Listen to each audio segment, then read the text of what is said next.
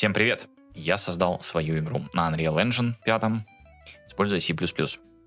Хотел бы вам рассказать об этом своем пути, как, что и почему. Итак, сейчас моя рожа некрасиво исчезнет. Видеоряд будет о том, как это все происходило, потому что все это происходило на стриме. То есть в очень быстром формате будет идти, в общем, от самого начала до самого конца, то, что и получилось. Ну, а звуком я буду рассказывать, что, как, да и почему. Вот, как-то так. Ну что ж, приступим. Ну, а с чего же это все началось? Началось все с того, что я делал рефактор своих старых проектов на блюпринтах, которые были написаны. Я их пытался переводить на C++. В общем, не очень хорошо это получалось, потому что там все было через задницу. Не то чтобы сейчас не через задницу, но не в этом суть. Ну и было решено сделать новый проект, начать новый проект. Все с чистого листа, так сказать. И выбрал для себя шутер. Было интересно реализовать механики шутера и добавить туда механики диаблоида. Вот. Но что конкретно именно хотелось, то есть там какой-нибудь сюжет, какие-нибудь в целом, чего будет там, в общем, ничего не понятно было, просто хотелось что-то сделать, и вот начал делать.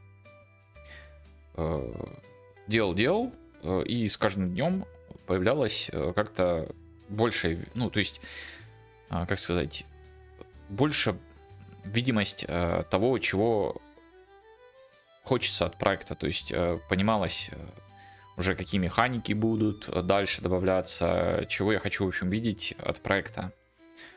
С каждым днем все больше и больше прояснялось. Вот. Начал делать всякие разные, то есть стрельбу, поднятие предметов, сами предметы, после чего мне, ну, я делал по одному, потом захотелось сделать по-другому, в общем, много переделок, то есть потратил я на все это 258 дней. Можно ли было быстрее? Да, можно было бы, если было бы изначально видно как бы общую картину, понимал бы я, чего я хотел, потому что это очень важно, так как вначале делаешь под одно, потом понимаешь, что ты хочешь другое, делаешь по-другому, оно уже никак не состыкуется с тем, что было сделано, и поэтому получается шляпа. И ты это все переделываешь, на это тратишь время, то есть, условно, ты какую-нибудь штуку делал день-два, потом ты понимаешь, что тебе надо другую штуку, и ты эту штуку еще переделываешь день-два. И, соответственно, твоя работа как бы в 2 раза больше времени занимает. То есть то, что ты делал, тратит больше времени. Это первый момент. Второй момент — это то, что я, когда начинал, я многих вещей не знал. Тех, которые знаю сейчас, я ими не умел пользоваться. То есть, ну, не сказать, что я прям супер нулевый был в плюсах в контексте Unreal, но близко к тому. То есть это все можно посмотреть, естественно, увидеть весь этот уровень. Ну, опять же, не то, чтобы сейчас он был прям супер идеален и супер шикарен и так далее и тому подобие. В общем, дальше реализовывал. Ну, и начал сталкиваться, ну, я догадывался, что с этим будут проблемы, но я начал сталкиваться с тем, что такие штуки, как всякие материалы, всякие анимации, всякие там эффекты, левел дизайн, это все, мягко скажем, не мое, мне это неинтересно этим всем заниматься, и придется как-то выезжать на рандомных бесплатных ассетах. Вот. Благо, один зритель увидел, что я творю фигню с эффектами и вставлял мне эффекты. Спасибо, это Defiler, модератор мой с Твича, зритель. Спасибо ему большое за это. То есть он поставлял мне эффекты. То есть вы увидите там эффекты, которые есть. И, в общем, это он. Это он, да. Спасибо ему еще раз. В общем, да, с анимациями это был либо Миксама, либо я там сам пытался их делать некоторые. В общем, как-то так, да. И так вот, я понял, что это будет проблемой и невозможно, ну, в общем, будет оно всрато. Оно и получилось всрато. Очень мне это все не нравится, как это все выглядит, но оно есть то, что есть. В общем, ну, это что касается от анимации, левел-дизайна, моего конкретно, потому что там одна из карт, из последних, которая есть, она тоже из бесплатного ассета, я ее немножко подправил, то есть там оптимизировал, собрал там, ну, в общем, кое-что сделал с ней. Так вот, дальше вот это вот было, после чего начал появляться как-то сеттинг, то есть изначально были пистолетики, были автоматики и было мили-оружие. Вот, то есть 3 таких слота было, но как-то вот скелеты у нас вроде все такое medieval, средневековое, и как-то, в общем, оно не вяжется. Осенила идея, что пусть будут какие-то условно магические сферы, которые стреляют разными стихиями. То есть стихии до этого были, то есть патроны были ледяными, огненными, физическими, что там дальше еще было, молниевыми и ядовитыми. Вот. 5 стихий мне в игре, и вот такими вот они были. Ну, то же самое я перенес туда, то есть теперь стреляют такими мини-фаерболами, мини-этими. Так вот, вернемся к сферам и кубам. Было предположено, что вот такие вот будет в руке летать такие фигуры, и это будет оружием. Отказаться от пистолетов в целом, то есть от класса пистолетов, сделать вот это единственное оружие, и отказаться от мили оружия, потому что это все доп. Механики, а чем больше механик, тем одному это все дольше и тяжелее, и, в общем, все наслаивается. Это, в общем, отрезал я эти механики. И когда я сделал эти сферы, оно, как сказать, была механика то, что сама пуля у меня не существовала в мире, она была в качестве структуры, то есть и расчетов. Пришлось переделать вот под актора, и вначале визуал был, ну, пока, опять же, этот самый человек Defiler не сделал мне нормальные эффекты под это все, оно было всрато, и прям больно было на это смотреть, прям хотелось бросить, просто забыть, это как страшный сон, прям отвратительно, ужасно. Это все выглядело, но вот потом эффекты, потом добавил звуки, добавил эффекты, добавил первое, второе, третье, десятое, и оно прям хорошо было, понравилось мне. Вот оно существует сейчас в таком виде. То есть я отказался от этих автоматов, от пистолетов, перешел к этим сферам-кубам, которые у меня, и вот начала игра уже обрастать больше таким сеттингом, таким medieval сеттинг пошел. Medieval, Magic, все дела, вот это вот, вся история. Дальше обрастало механиками, все проводились тесты, то есть все это фиксилось, тесты в Дискорде все это проводилось, ну, то есть я давал ссылочку на Google Диск, люди скачивали, тестили, говорили, вот тут шляпа, и исправлял, что-то добавлял, что-то говорил, это вы шляпа, что-то типа такого, в общем, было. И вот сейчас пришло то, к чему пришло, то есть я решил его закончить, потому что разработку нельзя завершить, ее можно, ну, то есть довести как до конца, закончить, ее можно только остановить. Вот. И сейчас у меня много механик уже есть, много чего есть, но добавление контента остается, и как бы, ну, нового там, в принципе, добавлять ничего не надо, там уже все достаточно есть. Но вот с добавлением контента как раз-таки есть основная проблема. Это level дизайн, это эффекты, это анимации, это вот все.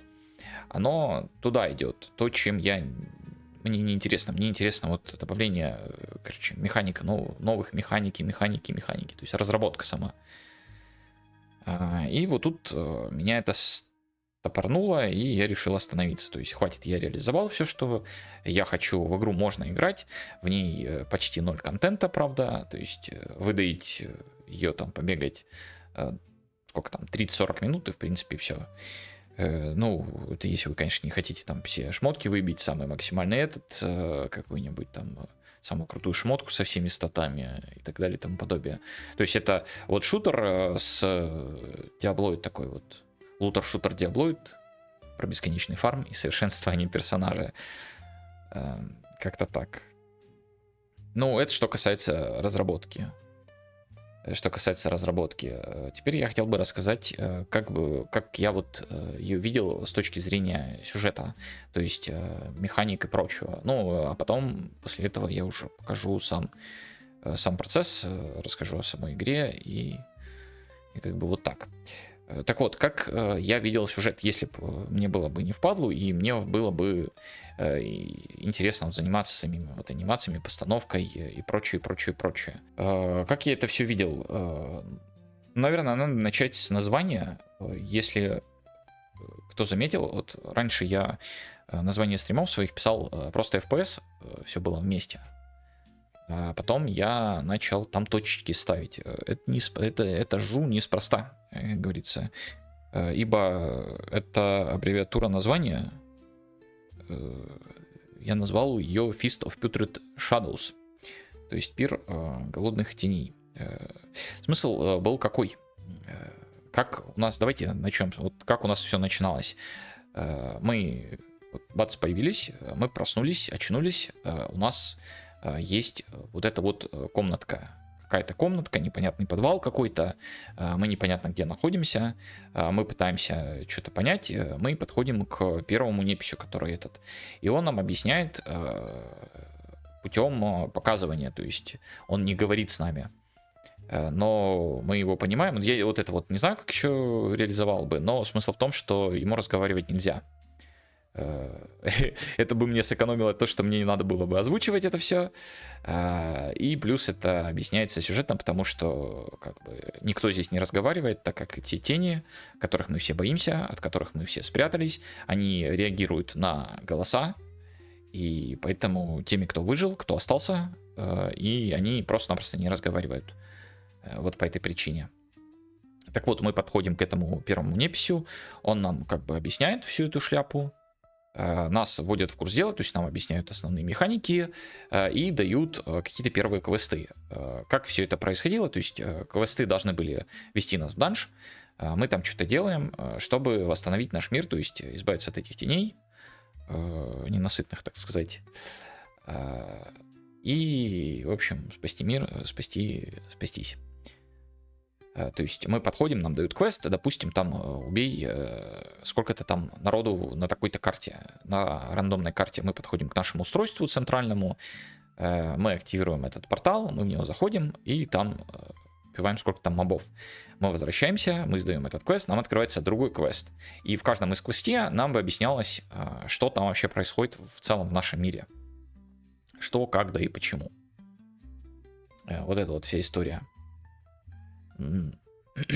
Дальше нам там какое-то устройство активируй, какую-то штуку сделай. То есть квесты сейчас есть, там частично это все объясняется, но там квесты, ну, давайте не будем о них. Там они сделаны, ну, в общем, их доделывать надо, переделывать. Но они есть, но они-то работают, они-то есть, но, в общем, они рудиментарны там сейчас. Так вот, и мы частично узнаем о нашем вот этом мире, о котором мы, ну, в котором мы существуем, всякие частички информации, то есть через квесты, то есть уйди там, убей там, бабуку, это босс такой тут есть, один из двух, а это там брат, там чей-то там, и нам постепенно рассказывают, то есть мы там какое-то сердце с него выбиваем, его лут, в его луте там тоже информация вот эта вот, вот таким вот образом подавать всю эту историю, ну, было задумано, но не было реализовано, и вот как-то так. Также мы могли заметить, что мы появились из условной какой-то капсулы, не обязательно это капсула, это может быть другая фигня, и там находится еще два тела каких-то непонятных, ну, то есть в каждой капсуле по одной штучке. И мы узнаем, что не мы один как бы особенный, есть еще два остальных особенных, и вот как бы ждем их пробуждения, вот, так что ты тоже там давай помогай, вот нам нужна такая вот штучка, чтобы ускорить этот процесс, и вы вместе пойдете шлепать противников, так скажем. Это бы очень объяснило, во-первых, я этим хотел объяснить тем, что первая часть не онлайновая, а в соло, потому что вот ты только один раз очнулся, а вторая как раз таки вот уже, потому что второе очнулся, и вот можно уже вдвоем бегать, условно. а потом третий. Отгадайте, сколько правильно? Втроем. Такая вот была задумка. И был придуман финал. Финал был таков, что мы встречаемся с боссом.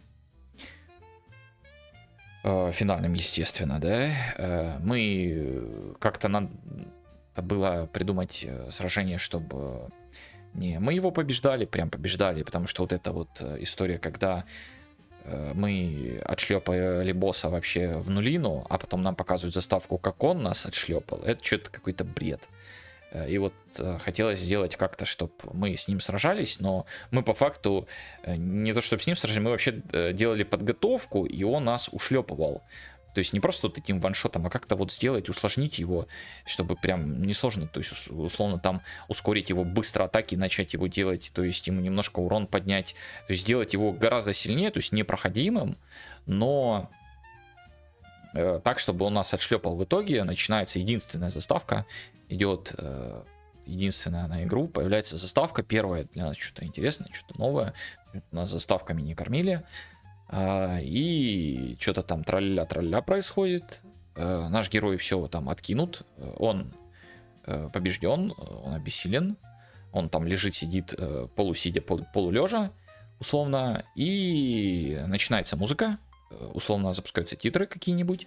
И босс как бы идет слэш бежит в слоумо на главного героя. Ну, играет музыка, и вот босс приближается постепенно, пока играет музыка, пока играют титры. И вот титры заканчиваются, вот босс почти добежал уже или дошел, чтобы убить нашего главного героя. И тут как бы появляется портал, из него вылетает, ну не вылетает, а вылазит рука, которая хватает нашего главного героя и затаскивает в этот портал. И босс как бы остается, ну не успел. Ну и как мы понимаем, эта рука — это тот самый второй чувак, который появился из капсулы. Ну и, соответственно, когда мы начинаем вторую часть, у нас сначала какое? Правильно, нас обучают всему тому же, потому что вот мы только появились. И первое задание нам активировать вот этот портал. Нам первая заставка, как мы берем и забираем этого первого. То есть вторым забираем первого, и вот у нас начинается вторая часть. Вот. Дальше как бы не думал. Вот как-то так. То есть такая была задумка. Реализовать это же, конечно же, я не смог. И не захотел. Как-то так. Как-то так, да. По механикам. Что могу сказать по механикам, что уже есть в игре? Сейчас, конечно же, я покажу это все. Но начали рассказать, потому что, мало ли, может быть, сейчас что-то забуду или потом что-то забуду. В общем, смысл в том, что есть стрельба, есть крафт, есть... Или лучше все-таки, наверное, я покажу. Да, давайте, наверное, перейдем к моменту показывания этой всей процедуры. Итак, вот мы начинаем нашу игру. То есть у нас есть, ну, это стандартные, то есть сеттинги, всякие лоды. Лод не работает, потому что у нас нет сохраненной игры. Мы вводим сюда наше название какое-нибудь, Enter. И мы попадаем в наш мир, да, то есть, естественно, здесь не было, но условно те же самые капсулы находятся. Ну, левел дизайна отсутствует, да, как бы заметно. Давайте я графику... все, синематик стоит, ну и замечательно. Как резюм. Хорошо. То есть у нас есть... Что у нас есть? У нас есть вот этот вот наш непись, мы можем с ним поговорить. То есть взять у него какие-нибудь квесты. То есть тут награда всякая разная. Мы берем у него квесты, допустим. Да, можем посмотреть информацию о... Что такое апгрейд, что такое этот. Единственное, что я не добавил информацию крафт, но... Ну что ж поделаешь, так бывает. Так вот, давайте начнем слева направо. У нас есть крафт. Да, первым делом нам дается какое-то оружие. Мы можем положить его в ячейку оружия. Это кнопочка X. То есть выбрать оружие X. Можем положить патроны разные, которыми мы будем стрелять. А это наши зелки. Вот у нас есть крафт. Информация крафта отсутствует. Ничего не покажет. Мы можем положить сюда какие-нибудь предметы, то есть путем опыта, опытным точнее путем, просто-напросто узнать, что будет с чем. Ну, В данном случае у нас получится 3 зелки, которые нам восстанавливают и жизни, и стамину. То есть по одной зелке у нас забрали, и здесь 3 получилось. В случае, если что-то не получается, то будет такая вот вещь. Ничего у вас не получится, короче, если не получается. Потом есть такие вот фонтаны, они на базе бесплатно восстанавливают нам наши хп, стамину и ману. Сундук есть, можно положить вещи всякие разные, сортировать их. Как бы ячейки, вкладки, кучу места, все дела. Ну, это наш непись, то есть мы можем некоторые вещи у него купить, некоторые вещи мы не можем у него купить. Вот как-то так. То есть за 3 сульфура мы можем купить 5 банок. Потом есть апгрейд. Если мы выбьем точно такую же пушку, точно такого же грейда белого, и вставим их сюда и сюда, то вот это вот уничтожится, и произойдет одно из 3 событий. Либо оно улучшится, либо ничего не произойдет, либо ухудшится. Ну, естественно, меньше, чем 0 не станет. Улучшится — это +1, здесь единичка будет, +1 станет, и статы пушки улучшатся, то есть она будет наносить больше урона. Сейчас она наносит 13-15. Также можно свои статы здесь посмотреть, на эквипмент навести, посмотреть свои статы, да. Если мы улучшим до 10, это будет то же самое, что и зеленый грейд. А если мы его на 11 попробуем перевести, то она станет зеленым грейдом. Хорошо.